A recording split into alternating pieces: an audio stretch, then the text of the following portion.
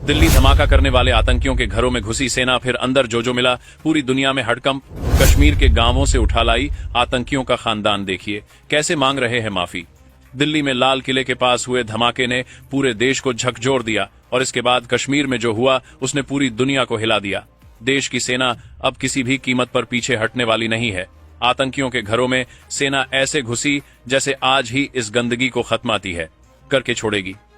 कश्मीर के गांवों में जो घर आतंकियों के अड्डे बने हुए थे, वहां से जो सामग्री निकली उसने पूरे हिंदुस्तान को आग बबूला कर दिया। वहां से बरामद हुए दस्तावेज, डिजिटल गैजेट्स और खतरनाक हथियार साफ बता रहे हैं कि देश के खिलाफ एक बहुत बड़ी अंदरूनी जंग की तैयारी चल रही थी। एक ऐसी जंग जो मोदी को हटाने और भारत को घुटनों पर लाने के लिए रची जा रही थी। कश्मीर में सेना ताबड़तोड़ छापेमारी और धरपकड़ कर रही है। अब किसी को भी नहीं छोड़ा जा रहा है। जवान घरों में घुसकर हर उस शक्ल को उठाकर ले जा रहे हैं जिसने भारत को धोखा देने की कोशिश की है। सोशल मीडिया पर लोग कह रहे हैं कि यह वही जंग है जिसकी धमकी कट्टरपंथी सालों से दे रहे थे। कहते थे पुलिस को 15 मिनट के लिए हटा लो, मोदी और योगी चले गए तो कौन बचाएगा।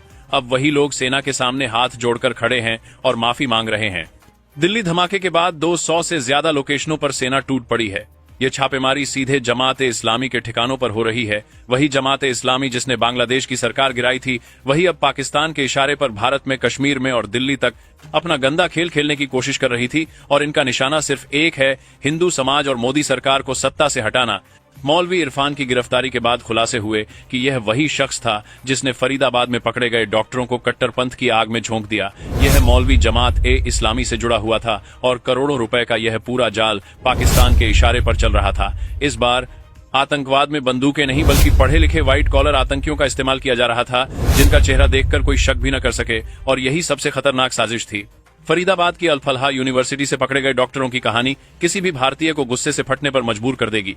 इस यूनिवर्सिटी से जुड़े सभी आतंकी डॉक्टर कश्मीर से आए हुए थे और यूनिवर्सिटी के अस्पताल में 40% डॉक्टर कश्मीरी थे। देश के किसी भी हिस्से में किसी अस्पताल में ऐसा असामान्य वितरण देखने को नहीं मिलता। यह साफ दिखाता है कि यह पूरी भर्ती एक प्लान के तहत की गई थी। इस अस्पताल को धीरे धीरे एक कट्टरपंथी इकोसिस्टम में बदला जा रहा था।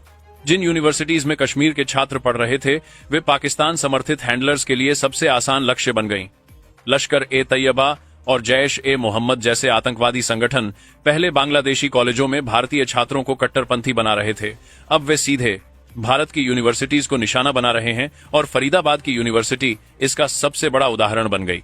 कश्मीर में छापेमारियों के दौरान सेना ने ऐसे दस्तावेज निकाले हैं जो यह साबित कर रहे हैं कि भारत के अंदर ही अंदर एक विशाल आतंकी नेटवर्क खड़ा किया जा चुका था। लक्ष्य था मोदी सरकार को कमजोर करना, देश को डराना और हिंदुओं पर हमले करवाना। यह सिर्फ धमाका नहीं था, यह एक टेस्ट रन था, एक प्रैक्टिस थी कि भारत कितनी देर में प्रतिक्रिया देगा। और प्रतिक्रिया मिली भी ऐसी कि आतंकियों की नींद उड़ गई। कश्मीर के घरों से उठाए गए 1500 से ज्यादा लोगों से पूछताछ चल रही है और बयान बताते हैं कि अंदरूनी देशद्रोह ने किस हद तक अपनी जड़ें फैला ली थी। सेना का ऑपरेशन अब रुकने वाला नहीं है। घाटी में माहौल ऐसा है कि जो लोग पहले भारत को धमकाते थे, आज वही लोग सेना के आगे गिड़गिड़ा रहे हैं कि उन्हें छोड़ दिया जाए। पर अब समय बदल चुका है। यह मोदी का भारत है, यह योगी का भारत है। यहाँ आतंकियों के लिए कोई नरमी नहीं है। डिफेंस एक्सपर्ट्स इसे व्हाइट कॉलर टेरर कह रहे हैं, यानी पढ़े लिखे लोग, डॉक्टर्स, प्रोफेसर, स्टूडेंट्स जिन्हें भारत ने पढ़ाया लिखाकर बड़ा किया, वही पाकिस्तान समर्थित हैंडलर्स के इशारे पर देश के खिलाफ जंग छेड़ने निकले थे। पर अब खेल वहीं खत्म हो रहा है जहां से शुरू हुआ था। मोदी सरकार ने यह साफ कर दिया है कि भारत को तोड़ने का सपना रखने वालों का सिर्फ एक ही भविष्य है, या जेल या मौत। छापेमारियों के बाद जो माहौल कश्मीर में है, वह इस बात का संकेत है कि अब भारत किसी को भी देश के खिलाफ जहर फैलाने की इजाजत नहीं देगा। दिल्ली धमाके के बाद फूटा हुआ यह गुस्सा सिर्फ सरकार का नहीं बल्कि पूरे भारत का है।